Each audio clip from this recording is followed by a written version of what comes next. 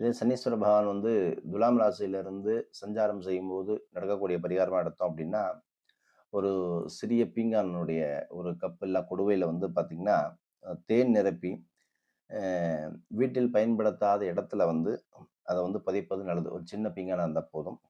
அ அதேபோல ஒரு டிசிப்ளினிட்டிய ஃபாலோ பண்ண வேண்டிய ஒரு சூழ்நிலையாக கண்டிப்பா நீங்க உங்கள வச்சுக்கணும். மனைவியை மதித்து மரியாதையை செலுத்த வேண்டும். மது, மாமிசம் சம்பந்தப்பட்ட அசைவ உணவுகளை எல்லாம் தவிர்த்து விட வேண்டும்.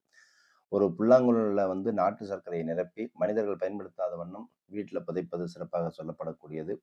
வெள்ளி சம்பந்தமான பொருட்களை பயன்படுத்தலாம். வீட்ல எப்போதுமே வந்து பார்த்தீங்கன்னா, மென்மையான இசை எழுப்பக்கூடிய புல்லாங்குழல்கள், அந்த காற்றில் ஆடக்கூடிய அந்த பெண்டன்ட்லாம் வந்து ம் அ யூஸ் படுத்துறது நல்லது. கருப்பு நிறம் உள்ள நாயை வளர்த்துக்கொண்டு, அதற்கு பால் ரொட்டிகளை இதெல்லாம் நீங்க தானமா குடுக்கும்போது பரிகாரமா சொல்லப்படக்கூடியது. வளர்பிறை தசமி வரக்கூடிய நாட்கள்ல திருபுவனம் சரபேஸ்வரர் 108 நெய் தீபம் ஏற்றி வழிபடும் பொழுது, அதேபோல சனி பகவான் விருச்சிக ராசியிலிருந்து தசாபுக்தி நடந்துச்சுன்னா, என்ன பரிகாரமா எடுக்கலாம் அப்படின்னா, மீன் மற்றும் அசைவ உணவுகளை தவிர்ப்பது நல்லது.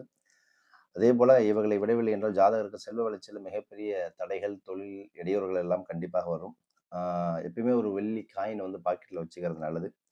ஆ குளிக்கும்போது வந்து தலையில் அமர்ந்து குளிப்பது வந்து ரொம்ப விசேஷம் அல்ல. அதேபோல கருங்கல்ல அமர்ந்து குளிப்பது தான் ஒரு உத்தமமாக சொல்லப்படக்கூடியது. ஆ தாயாரை வந்து கௌரவமாக நடத்துவது சகல விதமான முன்னேற்றத்தை ஏற்படுத்திக் குடுக்கும். அதேபோல நீங்க தங்கம், வெள்ளி நாணயம் இந்த மாரி விஷயங்கள் நீங்க வச்சிருந்தீங்க அப்படின்னா, கண்டிப்பா சகோதரிகள் இருந்தால் அவரிடம் தானமாக வெள்ளியை வாங்கிக் கொள்வது, இல்ல நீங்க குடுப்பது எல்லாம் ரொம்ப பரிகாரமா சொல்லப்படக்கூடியது.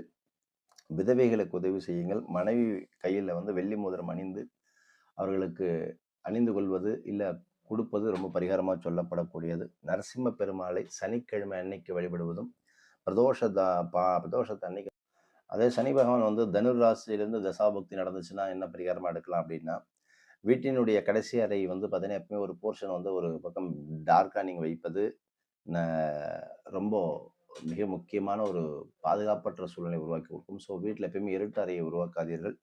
உயரமான இடத்தில் பெட்ரோலிய பொருட்களை வீட்டில் வைக்கக்கூடாது. முகத்தில் மற்றும் காலில் வந்து ஜாதகர் வந்து பார்த்தீங்கன்னா, ஆம் ஷேவிங் நெறைய பண்ணாம, ஏதாவது முடி அதிகமா வளர்த்திருந்தது அப்படின்னா, பலவிதமான சிரமங்களை சந்திக்கக்கூடிய ஒரு காலகட்டம். மிருத்யுஞ்சய ஹோமம் செய்வது ரொம்ப சிறப்பாக சொல்லப்படக்கூடியது. டெக்ஸ்டைலு, வெளிநிற ஆடைகள், வியாபாரம் சம்மந்தப்பட்ட விஷயங்களுக்கெல்லாம் சிறப்பான ஒரு காலகட்டமா இருக்கு.